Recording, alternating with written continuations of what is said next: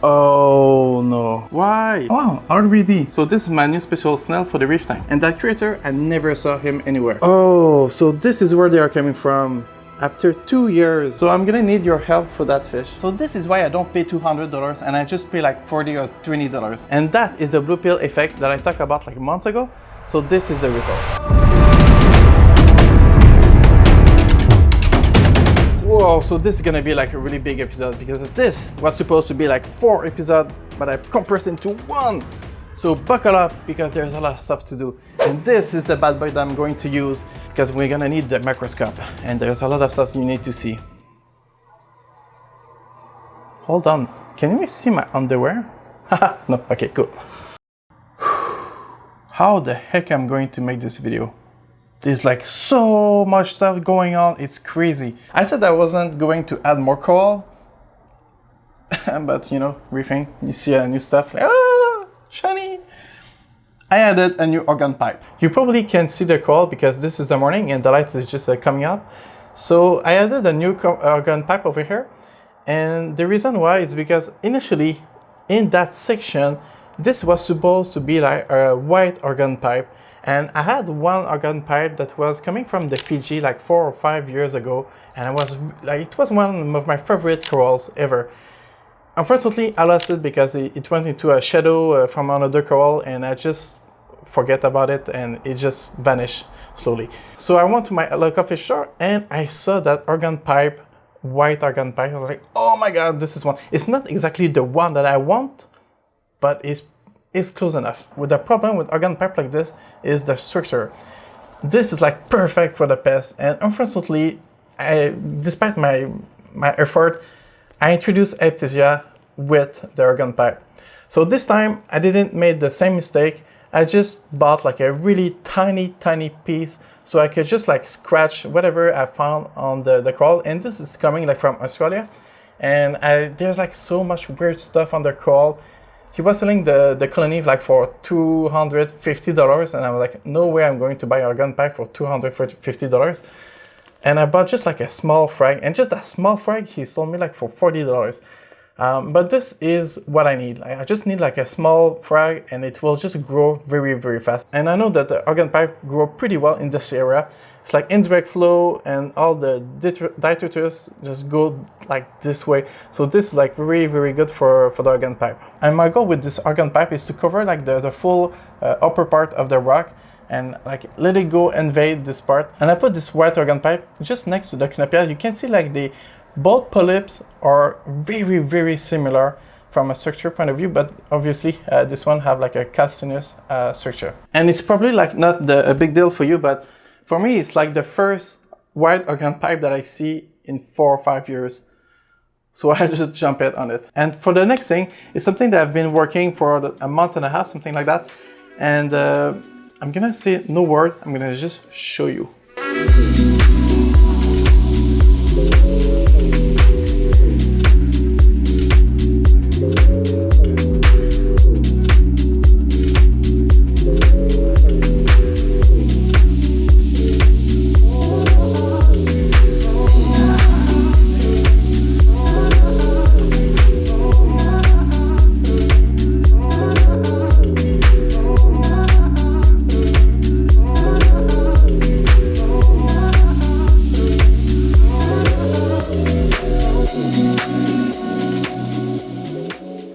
So it's kind of cool, right?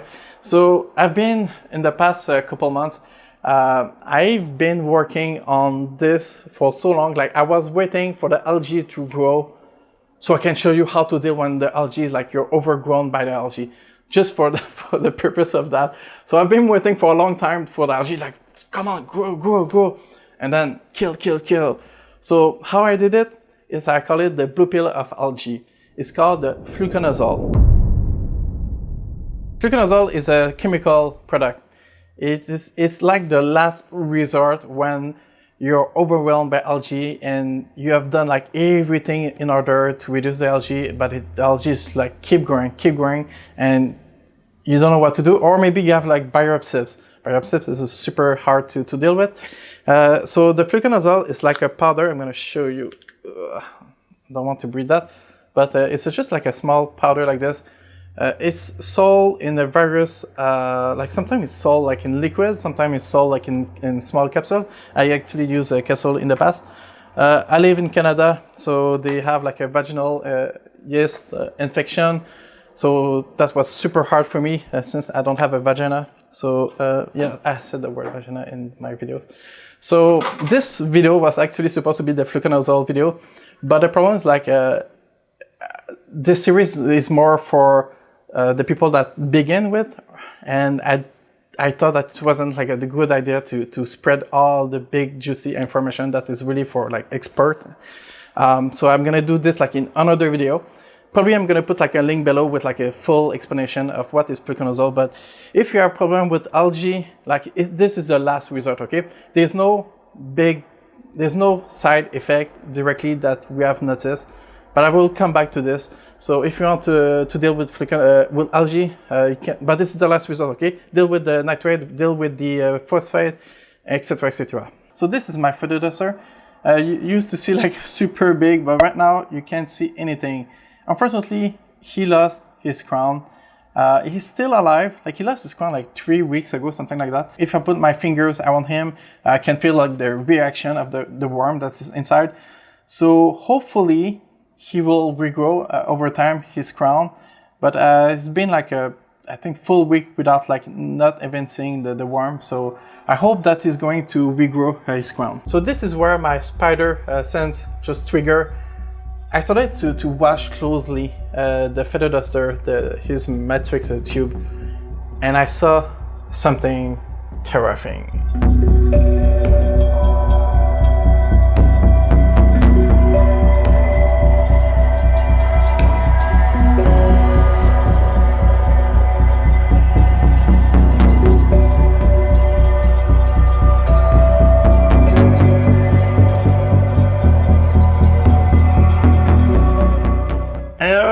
And my before experience is like, not good.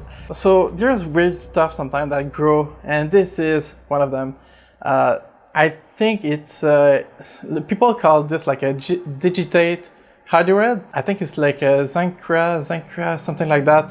I'm not very familiar with the hydroid, to be honest. And I remember like 1 or 2 years ago when I started the tank, I've noticed like some hydroid jellyfish, really tiny.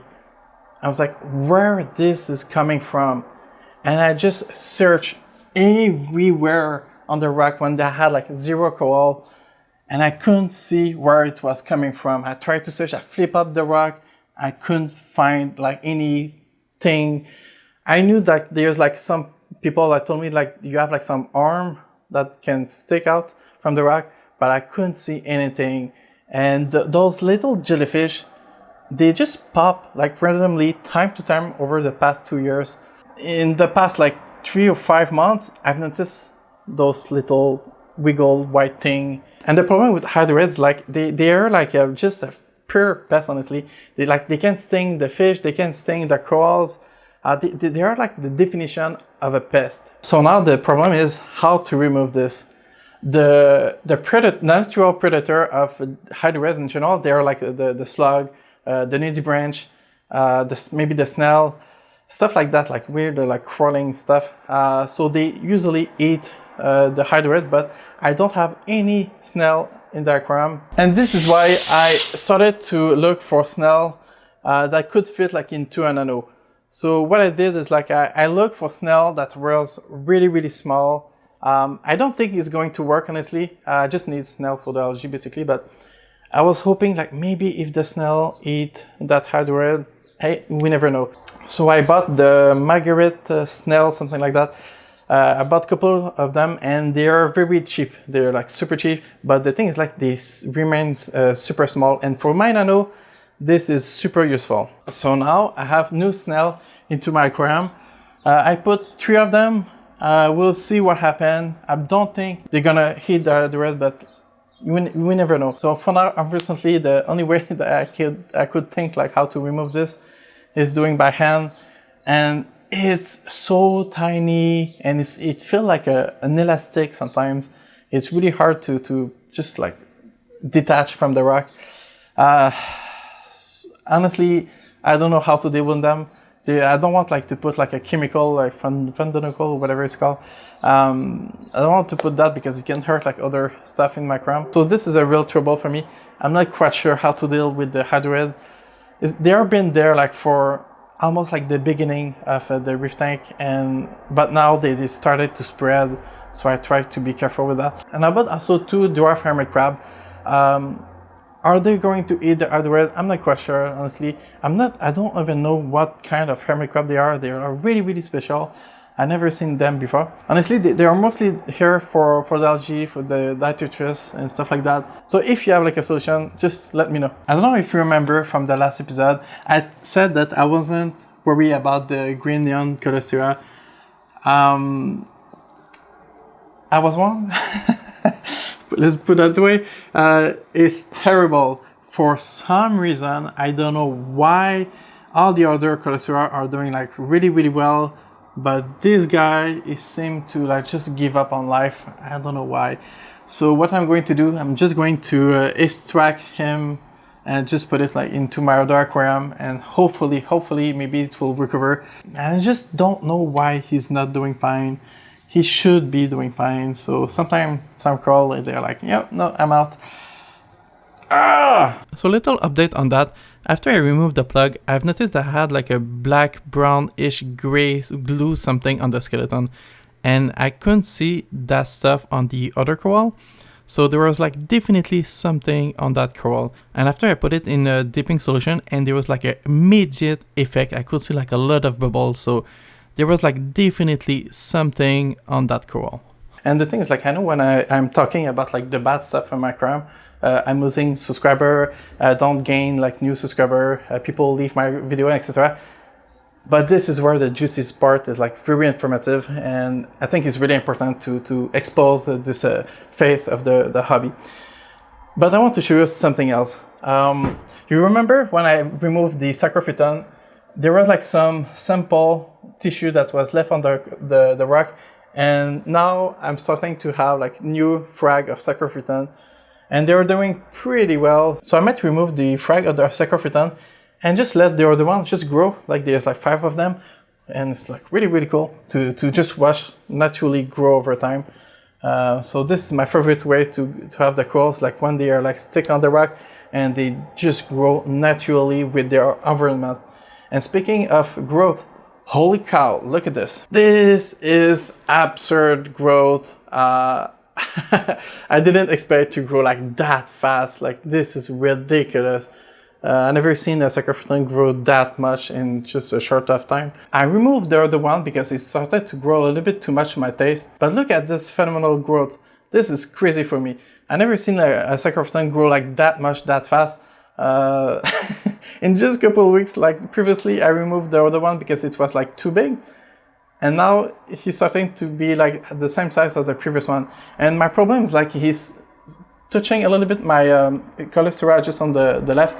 So this is a little bit of an issue for me. But if you look closely, look just over here.